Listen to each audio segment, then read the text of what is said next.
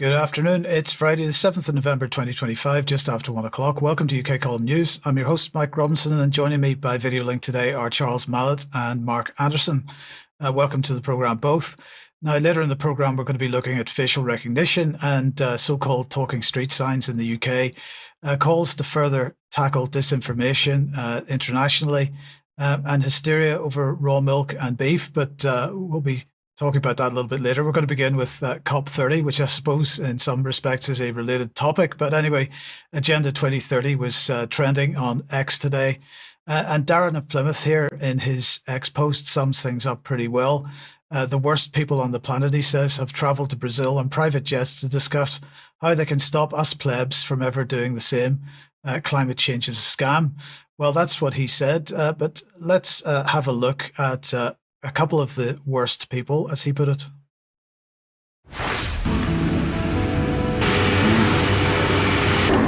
The time for partnership, protection, and progress is now. We know what is at stake. We know what must be done. And we know that no country, no community, no individual can do it alone. Let us use these inspiring surroundings here in the heart of the Amazon to rise to meet this moment, not with hesitation, but with courage. Let us honor the leadership of those who have long protected the planet, indigenous peoples and local communities, and walk forward together. This here at COP30 is our moment. Let us not waste it. Our children and grandchildren are watching and hoping. Obrigado.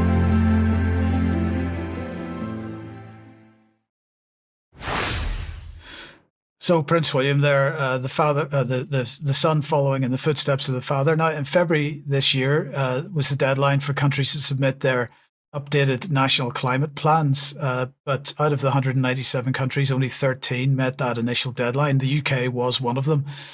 64 countries have now submitted their plans in time for the conference.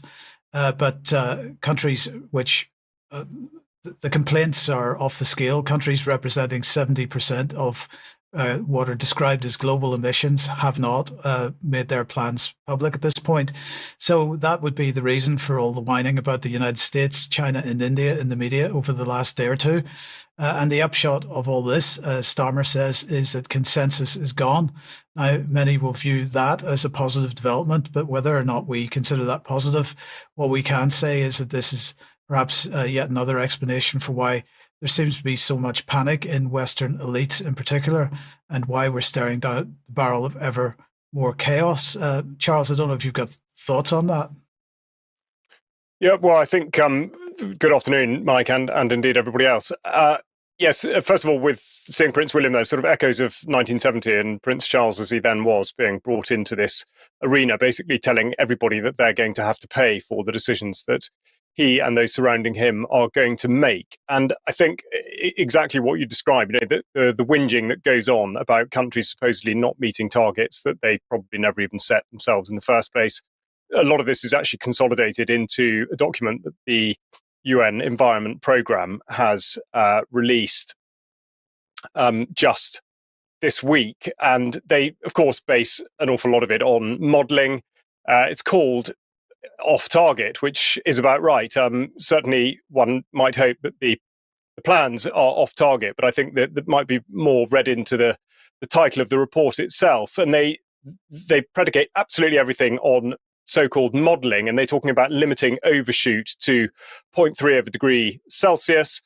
So I think there is a lot to think about with this. And the other thing that I would go back to in terms of the very sketchy science that's supposed to underpin all this is the graph that I have shown before and will continue to do so from the National Oceanic and Atmospheric Administration, showing the levels of atmospheric carbon dioxide in parts per million over the course of a 5-year period. I mean, this graph does actually go back considerably longer than that, but at this scale, it articulates exactly that the levels of carbon dioxide go up and down in a very, very regular pattern every year. Now, how can one explain that if you're basing the whole climate change model on anthropogenic or man-made emissions? And I think my contention is that you simply cannot do that. Now, of course, the relationship between carbon dioxide and temperature is or may be linked, but just not the way in which it's being explained. This, of course, will be well hidden at COP30. But I think the messaging that's been going on around the fringes is interesting. China and India obviously coming in for some flack. But I mean, China, if there's any sincerity about it, hasn't pledged to get to net zero until 2060, and India not till 2070. Absolutely. Now, a lot of the pushback on COP and so on has expressed sentiments very similar to Darren of Plymouth at the beginning there. But I noticed a lot of the commentary attempting to present this as being some kind of left-right thing. So, for example, one person was tweeting out John Kerry and talking about the number of cars and houses and so on that John Kerry has, and saying, of course, this is a leftist attitude, but that's in a sense falling into the trap. It's absolutely falling into the trap. Of course it is. I mean, ultimately, like with all these issues where there is supposedly a division between left and right, the fundamental truth is that everybody's been lied to. So in picking what you consider to be a side, you really are falling into exactly that trap. I think what is interesting is the way in which the so-called climate lobby has aligned itself on the Israel-Palestine issue. And that has absolutely muddied the waters in terms of people deciding whether they really are in the right camp or not. And it just goes to show how people are manipulated, because there appears to be this requirement to adhere to the group that you sort of originally belonged to. And I think that's all been very confused by this. Indeed. Thanks for that, Charles. Now, Mark, let's welcome you to the programme. And related in a sense, we're going to have a look at the China's concept paper on global governance. Indeed. Good day, everyone. I was looking at the recent Asian and APEC economic summits that just wound up, all the dealing, and I came across the Global Governance Initiative. And on the 24th of September, not with a great amount of fanfare, the UN held a climate summit. And at that summit, Xi Jinping, the leader of China, gave a presentation on this Global Governance Initiative, or GGI. And this first slide shows it's right from the Ministry of Foreign Affairs, People's Republic of China. 80 years ago, based on the bitter lessons of the two world wars, the international community decided to establish the UN, commencing a brand new practice in global governance. Xi told the climate summit audience, GGI is designed to synchronize with several other far-reaching plans, including China's global development, security, and civilization initiatives. So there's 4 legs to the stool in this, basically. Now, moving on from there, I'll explain it a little further, and then we can analyze it. The Global Governance Initiative, the underpinning of it is the basic norms of international relations based on the purposes and principles of the UN Charter have made historic contributions, they say, to maintaining world peace and development. Emphasis here, but the current international landscape is undergoing changes and turbulence. The UN and multilateralism are being challenged. The deficit in global governance continues to grow, a deficit in global governance. So at face value, at least, it seems like China's leader is very concerned that globalism is losing its stick. It doesn't have any traction anymore. And that, again, on the surface, that seems to be what he's saying. And that China, especially based on the climate issue, needs to take the lead, to be the pace guard, to be the tip of the spear, to make sure the Paris Climate Agreement happens and gets implemented. This is the way that China is talking. Now, we have a quote from a Chinese commentator, in fact, a couple quotes. A Mr. Pan Deng. Oh, wait, we have this. I'm sorry. We do have one other slide that explains a little more of the planks of this. I beg your pardon. Global Governance Initiative, international institutions, China is saying, have 3 deficiencies. First, serious underrepresentation of the global South. Second, erosion of authoritativeness. The purposes and principles of the UN Charter have not been effectively observed. Again, they think globalism is weakening. Things are not getting implemented. They're going to die on the vine unless somebody intervenes. China's saying it wants to be that intervention. Third, urgent need for greater effectiveness. The implementation of the UN 2030 Agenda for Sustainable Development is seriously lagging behind, with the main issues being climate change and the digital divide. Of course, that includes the 17 Sustainable Development Goals. China is all in on that, at least rhetorically speaking. That's what they're saying. Now, moving on, we do have that commentator who commented for China diplomacy, Pan Deng, and he had this to say: at a time when multilateralism is challenged and global goals implementation is lagging, China is framing its climate policy as a case study on how to translate vision into action. So they really want to make this tangible. And the GGI content paper, Mr. Deng went on to say, notes that the UN 2030 Agenda's implementation is seriously lagging behind. China's climate strategy appears to be a direct answer to this challenge. So at least rhetorically, at least what China's leadership is having to say, Mike, this is what's coming out. China wants to kind of intervene and really be at the front of the vanguard to try and implement what it sees as a lagging global governance agenda. Now back to you.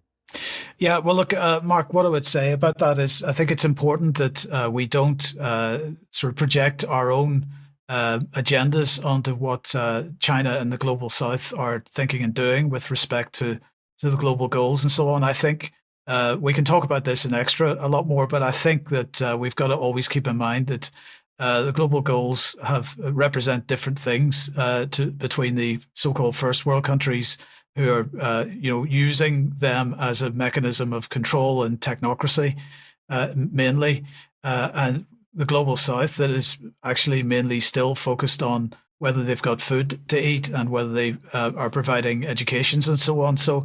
And I think it's very important that we always look at what countries are doing. So, China and India are being censured at the moment by the COP30 crowd for not cooperating to the degree that is expected by Western powers in particular, and they are continuing, as you know, to build infrastructure and build coal-fired infrastructure in some cases, which is absolutely goes against the sort of net zero policy that we hear about from our own governments.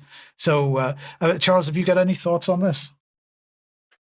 Yeah, well, I think it just comes down to pragmatism. I mean, think of one of the major issues, of course, that has dominated the headlines amongst these countries this year has been Trump's sort of pinball approach to tariffs and how to secure trade deals. Now, if that means that you have to say you're going to do something to conform to a particular sort of an apparent ideological goal that's been set out as part of a sort of globalist policy in order to secure a trade deal, then you'll do that. I mean, like you say, it's the actions that count and not the words. Whether or not they do actually go through and fulfill any of these obligations or sort of declarations, it remains to be seen. It seems extremely unlikely, but I think just on a pragmatic level, to say that you're going to do it, to appear to be one of the club, it is both politically and economically expedient. Any final thoughts, Mark? Yeah, that's very good perspective. China is possibly using a kind of tactical thing here, a dialectical process to secure what it wants, to say what it needs to say, to secure the deals in the best way it can.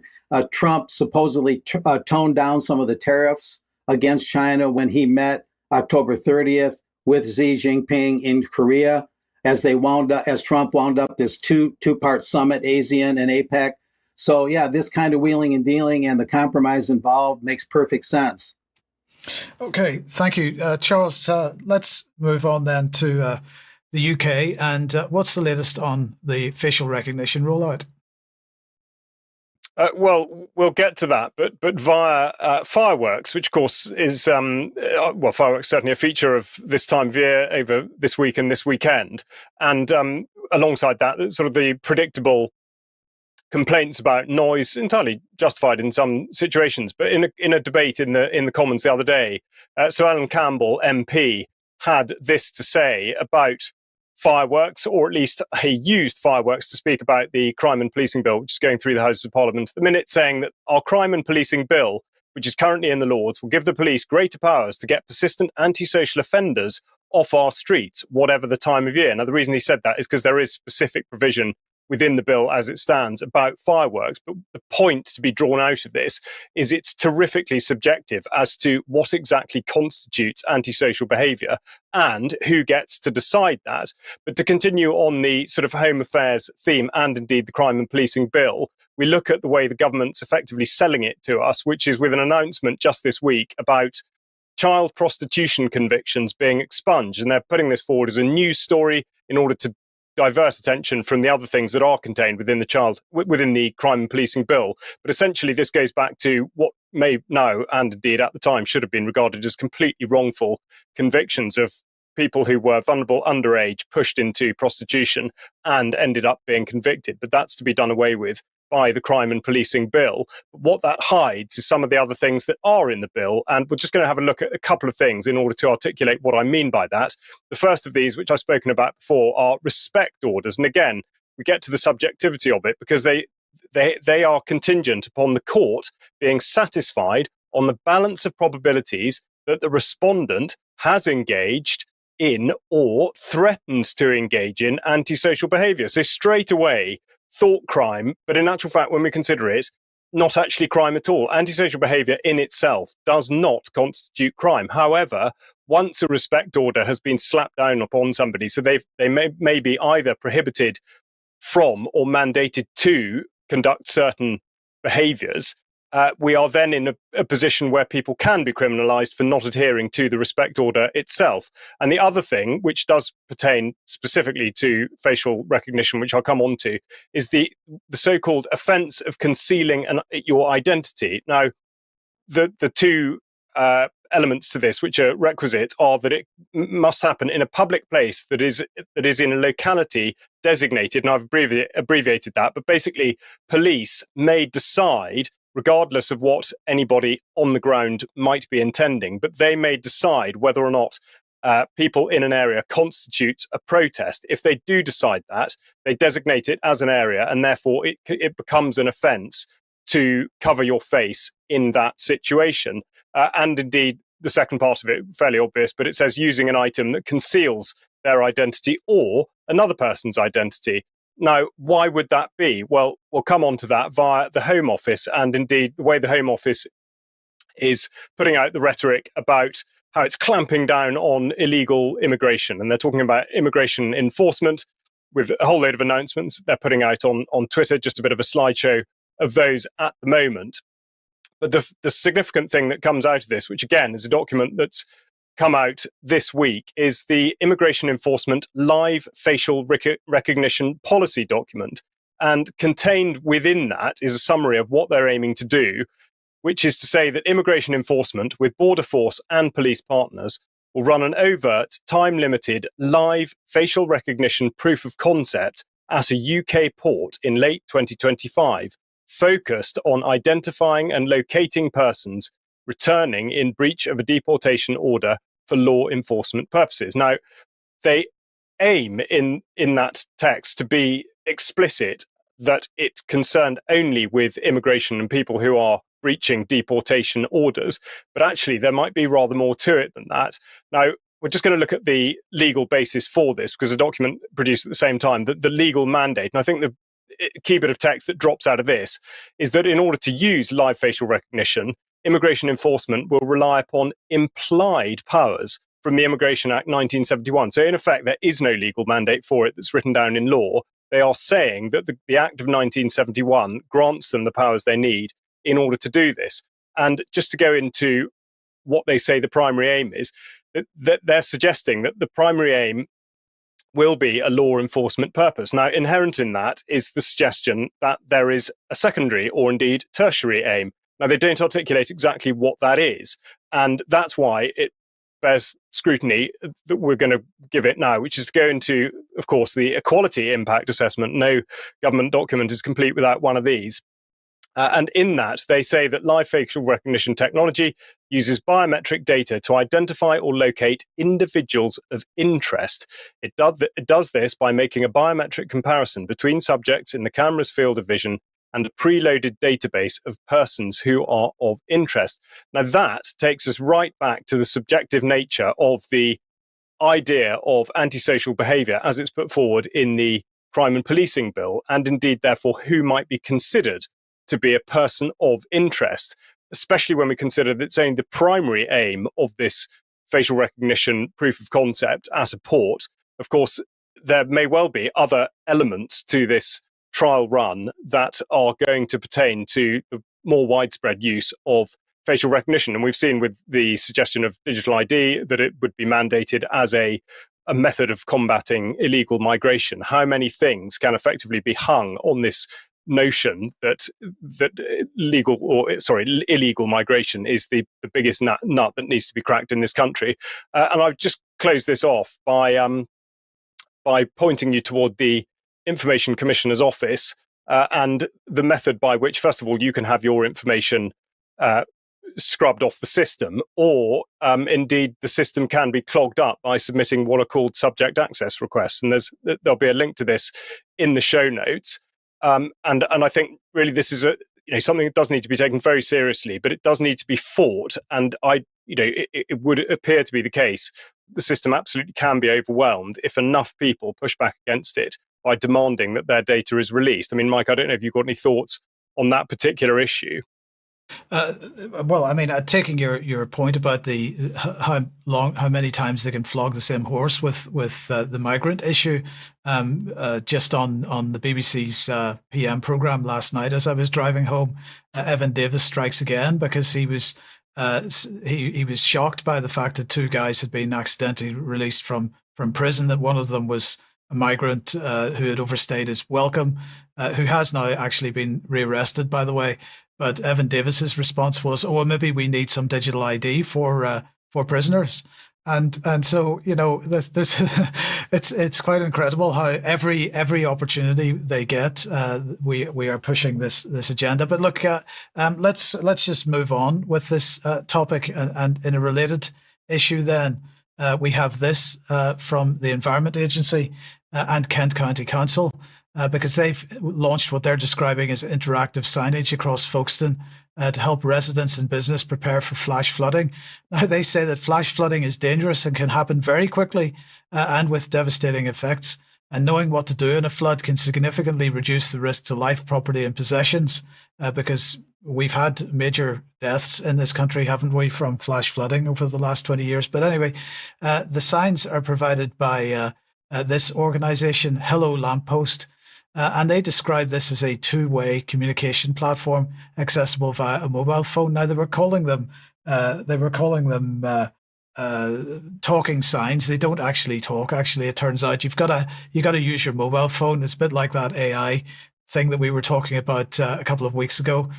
So basically, you scan the QR code, and that then allows you to take part in an AI conversation with the website or whatever it is that is. But if we put that graphic back on screen again for a second, I just want to sort of look at the countries that this particular organization is active in.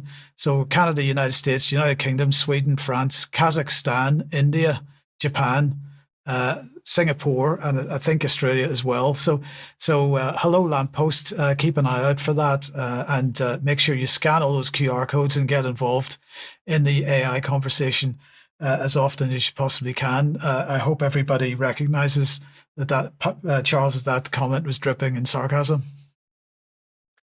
Yes, I would imagine that they probably do, but I'm just thinking there's going to be quite a sort of vector when we get told that there's not enough energy to use the lampposts because it's all gone to AI, or indeed the lampposts have got so many surveillance cameras on them they have either snapped or been cut down by the Blade Runners. Yeah. So it's going to be an interesting one to see it play out. Yes, indeed. Okay, let's move on. Thank you, Charles. Let's move on then. If you like what the UK column does, we do need your ongoing financial support. If you can possibly help us out financially, please click on the button on the front page of the UK column website. We do, as I say, need your support. Thanks to everybody that is. But if you can't support us financially, then please do share this program or anything else you find on the UK column website with as many people as possible. Now, tonight at 7 p.m., Jerem is speaking to me and to Charles for another episode of Weekly Banter. That's 7 p.m. tonight. Don't miss it.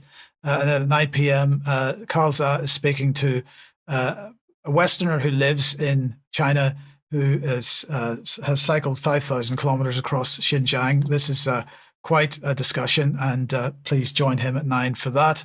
Now, yesterday, Neil Oliver was speaking to Sandy Adams, and that discussion is now on the UK Column website as on-demand version. If you haven't seen it, it's an interesting conversation. Do share it if you can as well. And a new article on the UK Column website today from Dr. Marwa Osman, and this is entitled Golden Lines, the UAE, Sudan's blood gold and China's quiet facilitation. This is another challenging conversation, particularly for people that are pro-BRICS for sure, but it's something that we do need to talk a little bit more about.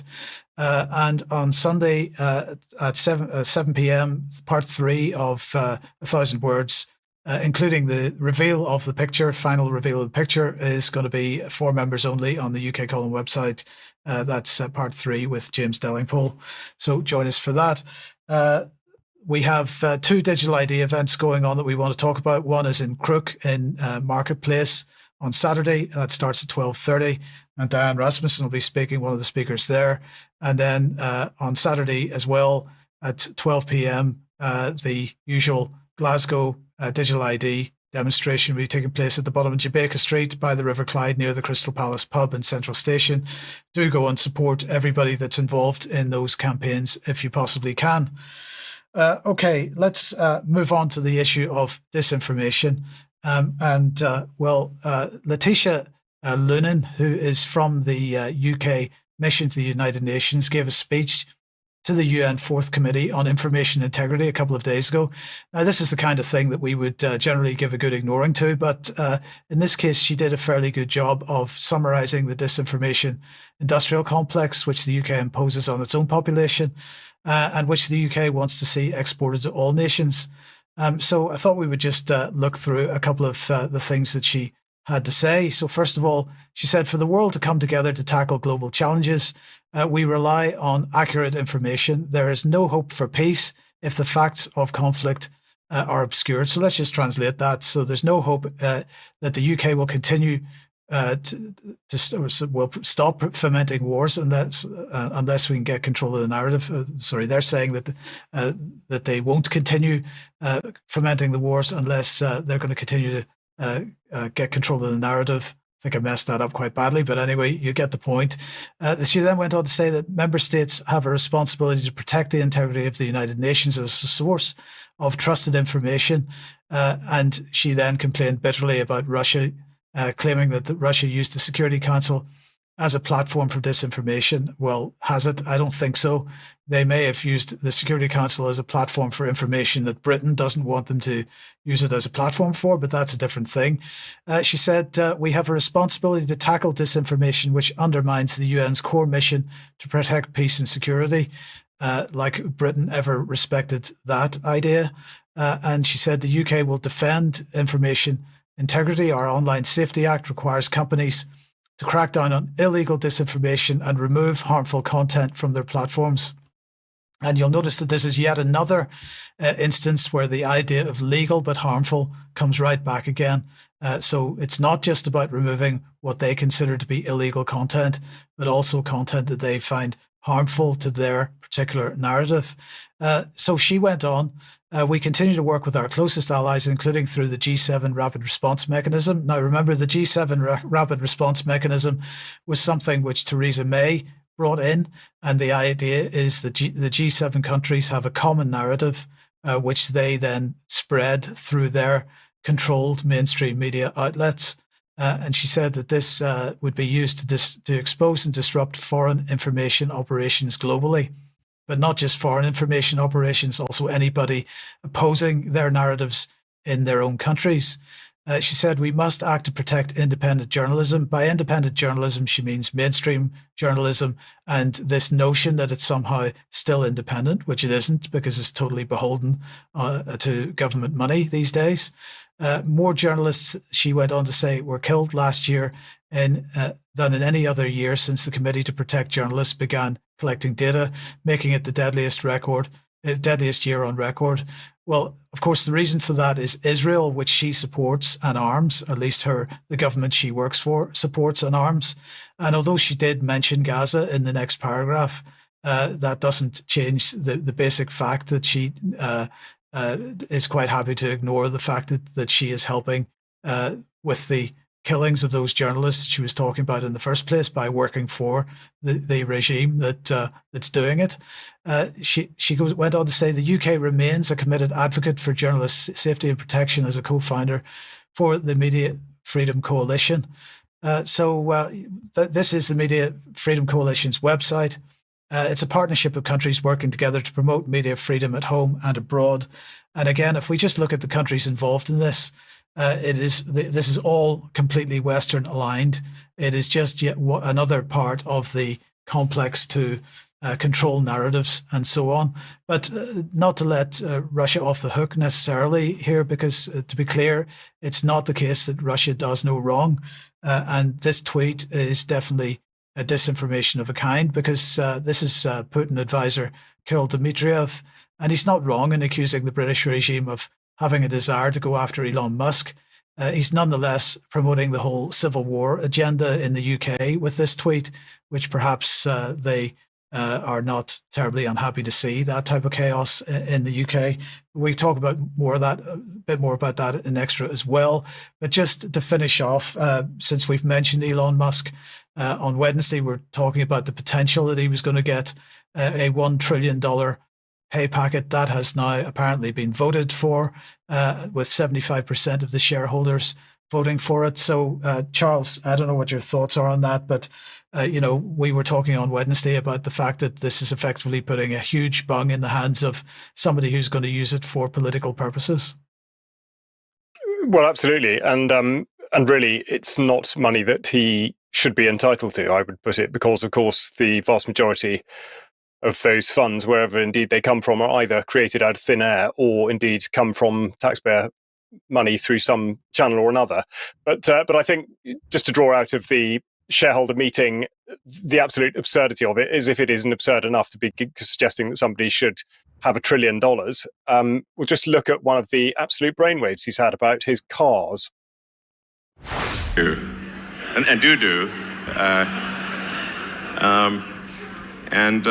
Actually, right now, the versions, the car's a little strict about keeping your eyes on the road. But I'm confident that in the next month or two, we're going to look closely at the safety statistics, but we will allow you to text and drive, essentially.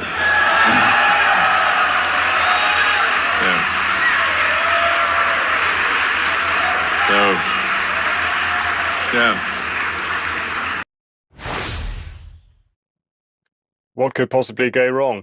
I mean, my surprise really is the response to the audience. I can't really see why everyone was quite so delighted. Anyway, we'll just finish off by one of the stunts on the stage, which was to produce a robot and make it dance. Now, I don't know what dancing lessons cost these days, but you'd think with $1 trillion in your back pocket, you might be able to do slightly better than Elon Musk is doing here. So I thought it'd be nice to just look at his moves on screen. But I mean, the whole thing is, quite frankly, ridiculous. And I think, as though, it is a serious subject in many respects, but I think it's entirely appropriate to lampoon the more absurd elements of it.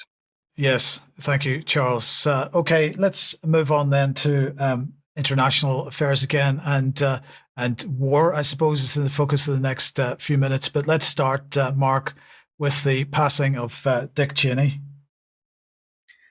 Yes, the globalism graveyard is growing, ladies and gentlemen. The passing of Zbigniew Brzezinski and David Rockefeller 2017, subsequently, of course, Henry Kissinger, and now another Dark Lord, maybe somewhat comparable to Mr. Mandelson or Mr. Blair.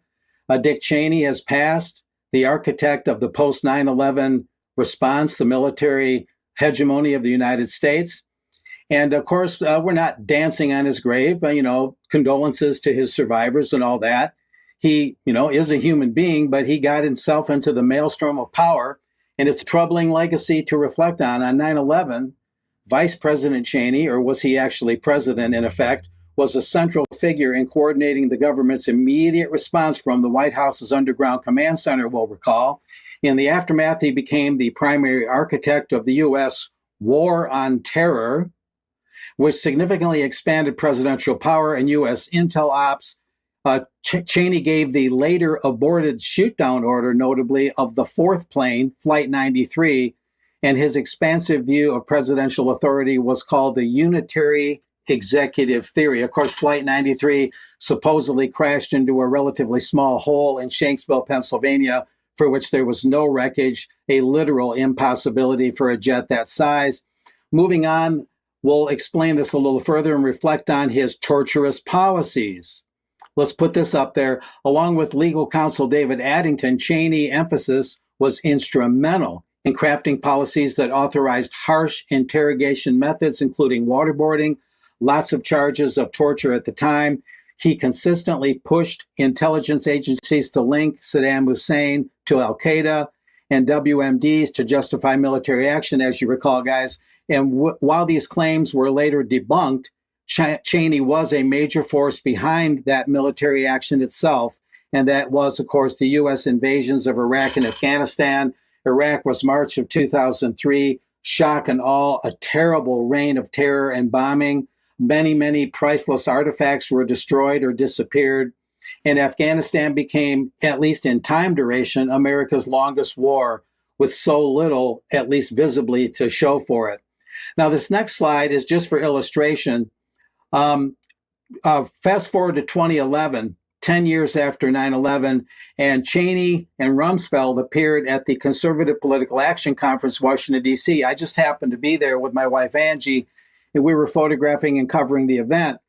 And first of all, Dick Cheney was introduced as a surprise guest at CPAC. Now, keep in mind that CPAC was where Ron Paul was still running for president his second time. The first time was 2008, the second time was 2012.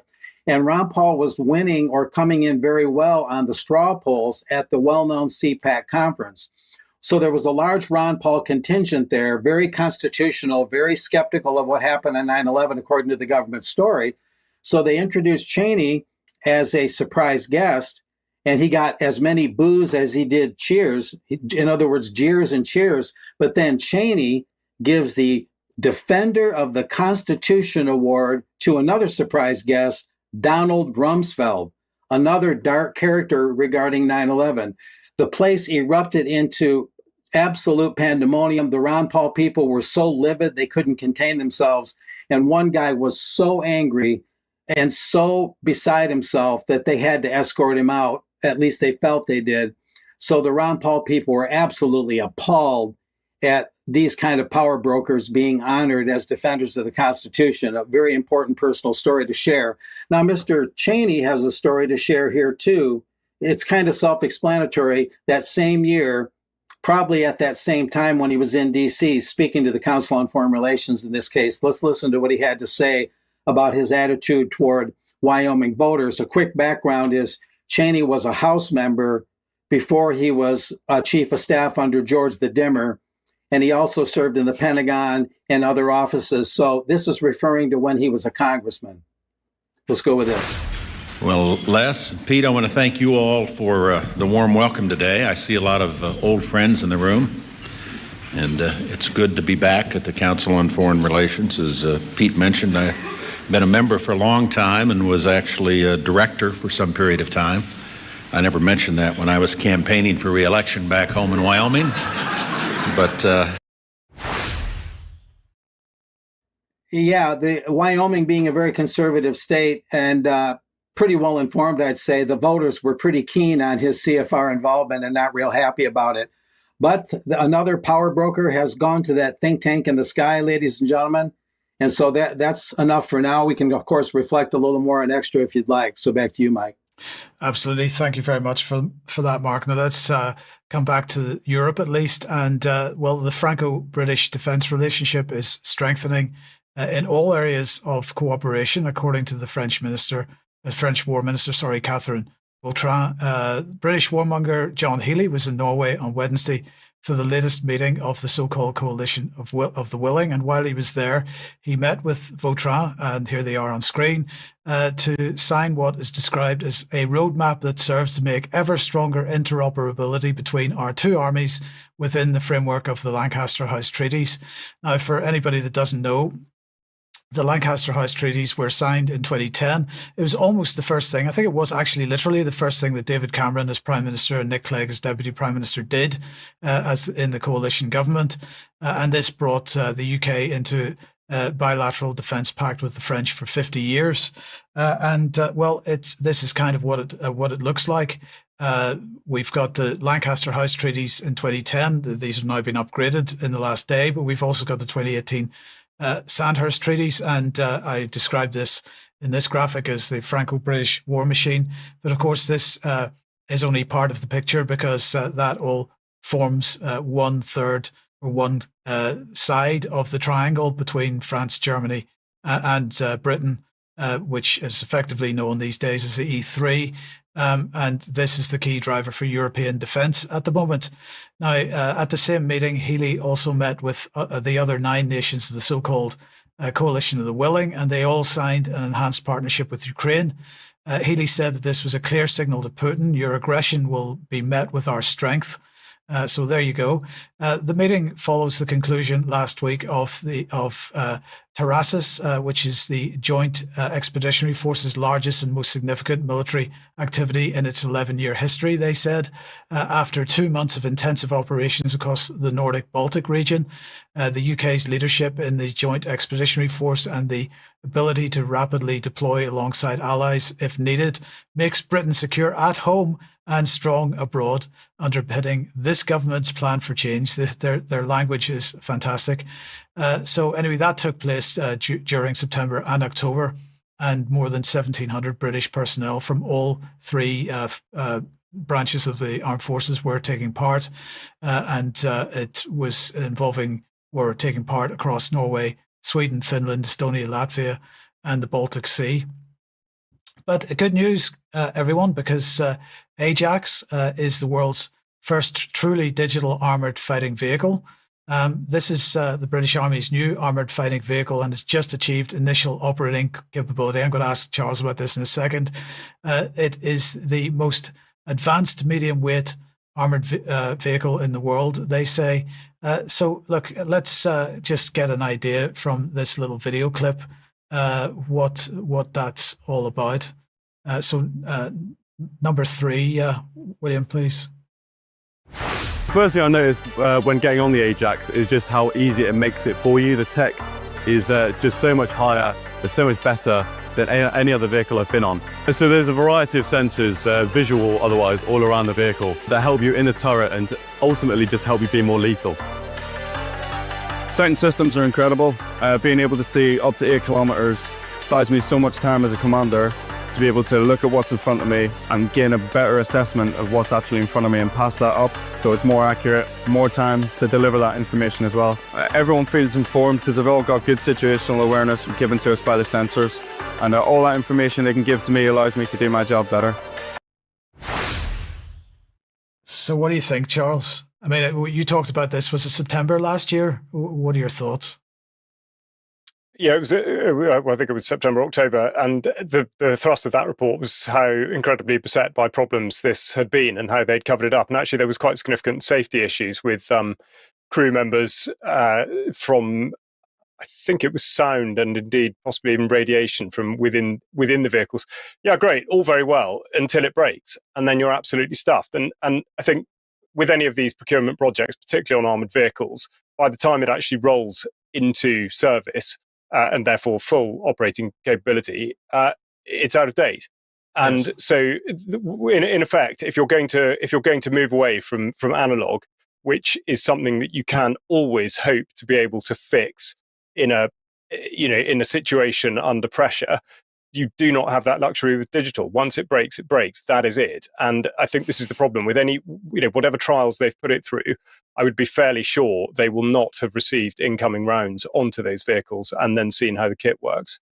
Absolutely, yes. I think we can be fairly certain of that. But finally, just on the war front, I wanted to remind everyone what is driving the war agenda, because the mentality which is driving it is well represented by Lindsey Graham. And let's just have a quick look at this comment that he made recently. So I just want to say I feel good about the Republican Party. I feel good about where we're going as a nation. We're killing all the right people and we're cutting your taxes.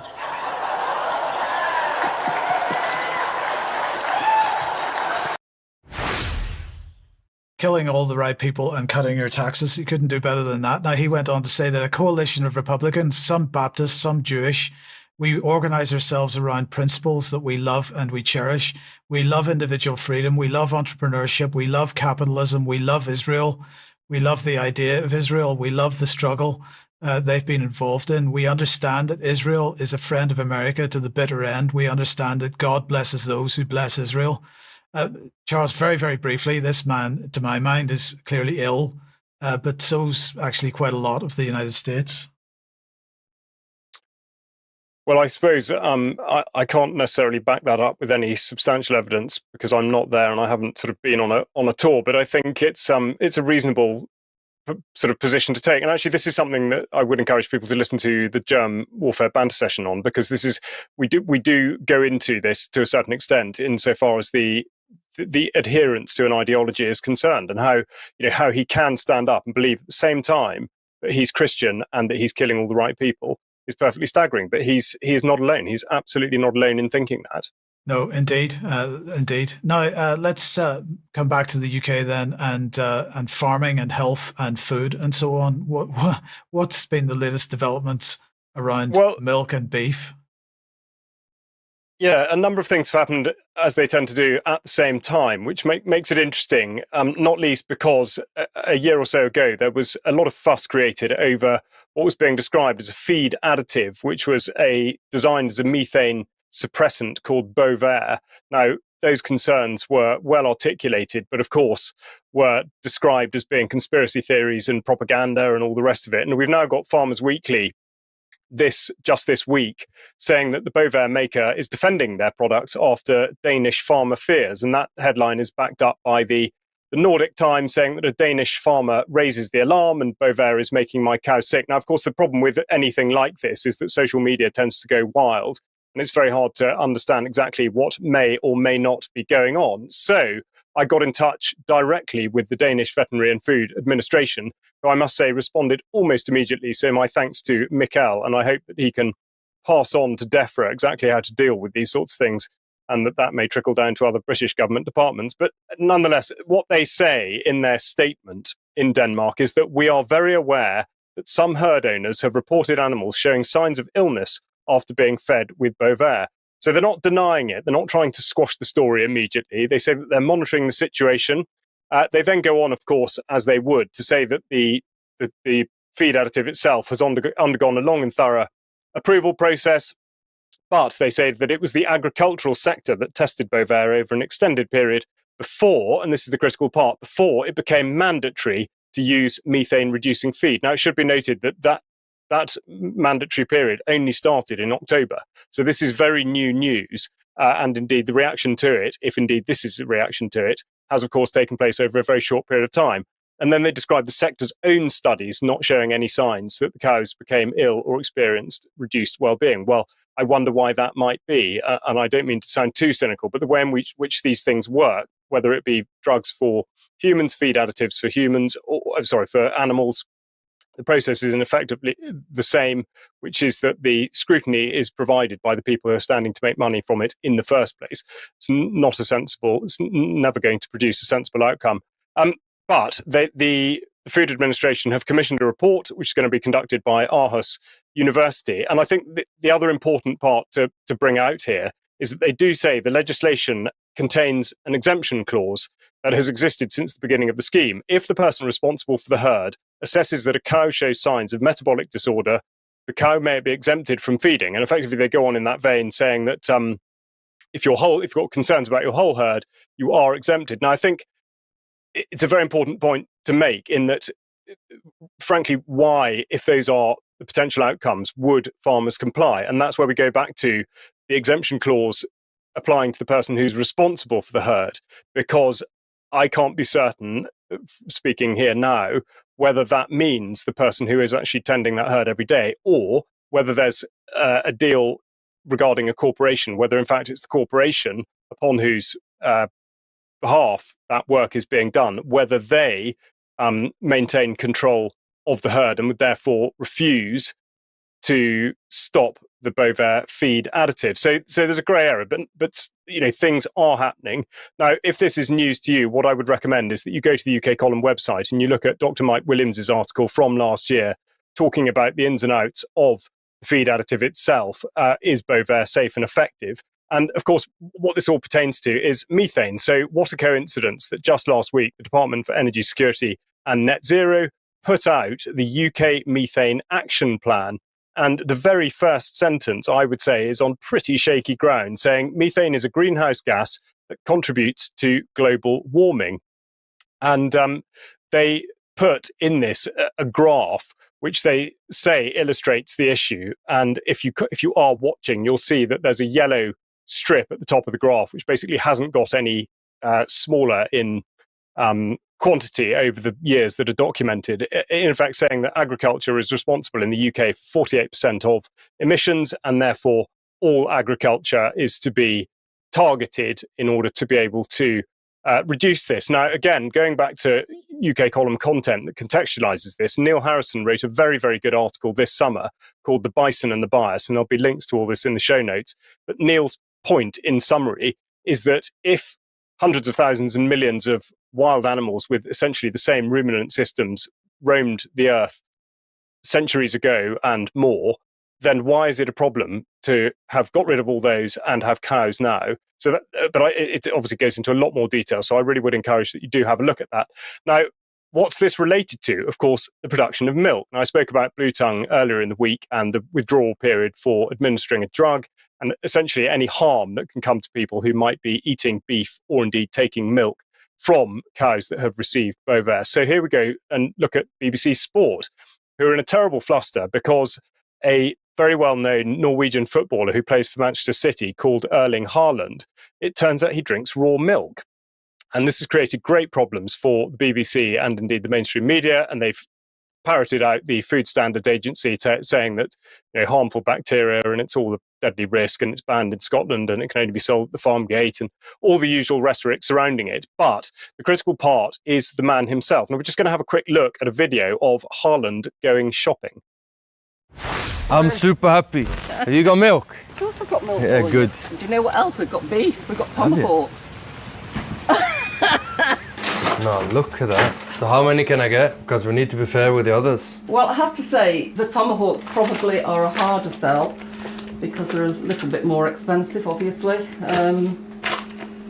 Okay, I'll take them 3 then. I like fatty steaks the most. Ribeye, tomahawk, obviously. One of my favorite is short ribs. Do the milk.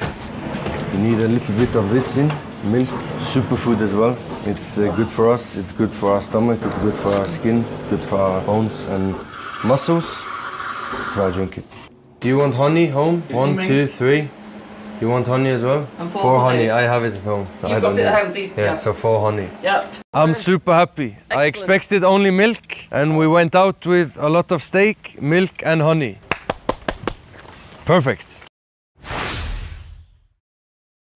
So not necessarily a classic piece of cinema, but the main point of it is that he is a 25-year-old with an enormous following, and that went out on his YouTube channel. And it's slightly too small to see, but he has over 800,000, nearly 900,000 followers on YouTube. And that video has been viewed nearly 7 million times, which does create a problem for the establishment. And that's reinforced by data from Google Trends. And you can see, well, or at least if you can't see the screen, there's a graph which shows the date of that video coming out, which is 23rd of October. And there's a massive spike in searches for raw milk.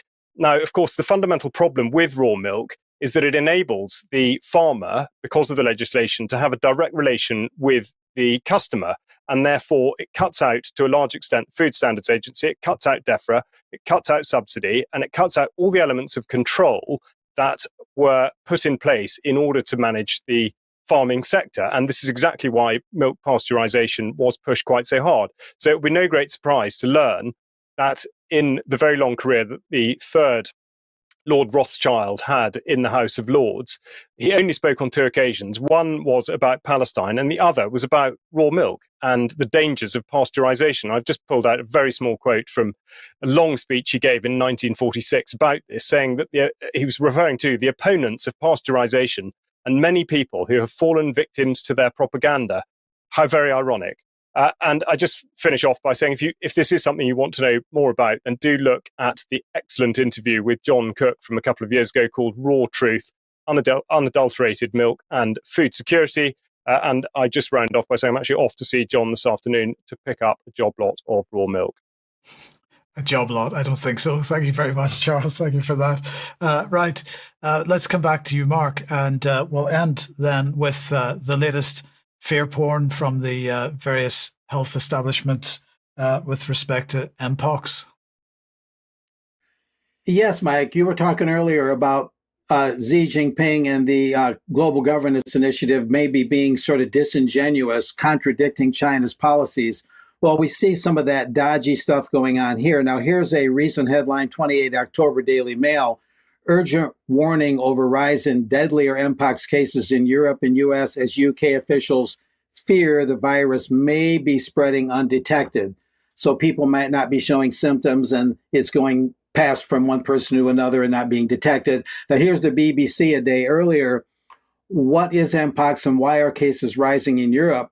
Now, this is a little bit maybe lesser known. UK health officials are encouraging gay, bisexual, and other men who have sex with men to make sure they are vaccinated against Mpox, as a strain called Clade 1b shows early signs of local spread in some European countries. This sexual component to this maybe isn't so widely known. I'm saying the UK Health Security Agency is aware of small numbers of cases of this Mpox strain, formerly called monkeypox, in Spain, Italy, Portugal, Netherlands, and the US. So that's sort of the nature of it, they're saying, even though at UK column, we question the nature or even existence of viruses at times.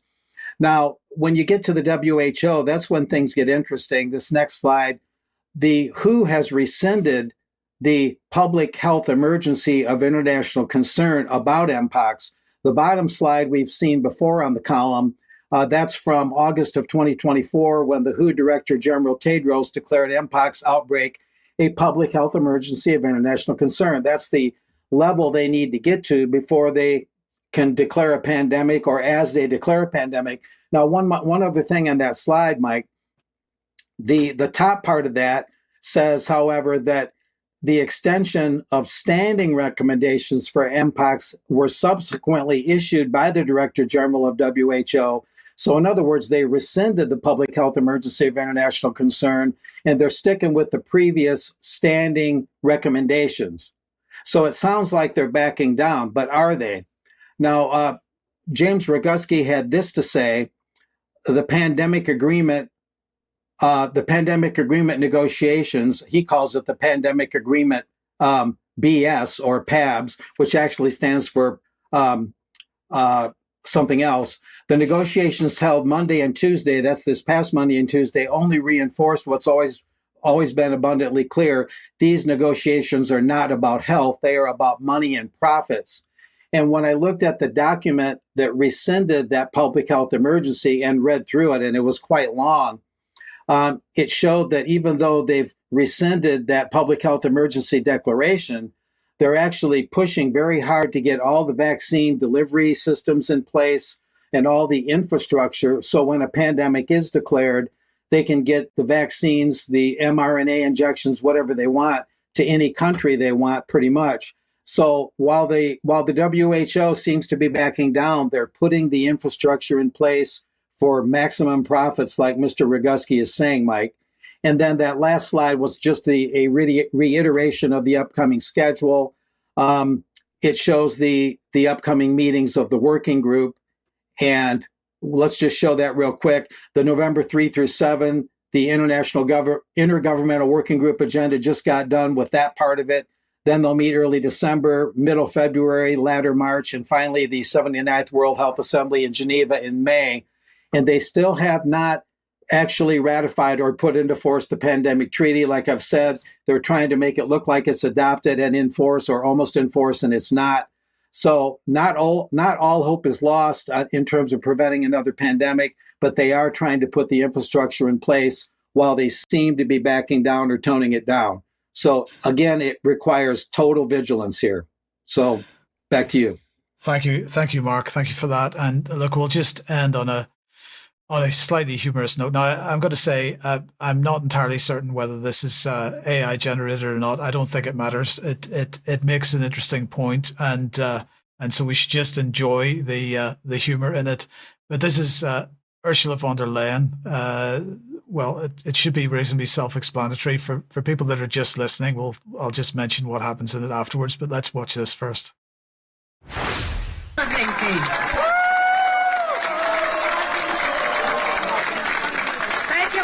For receiving me, and first of all to those who scream and yell here so loud.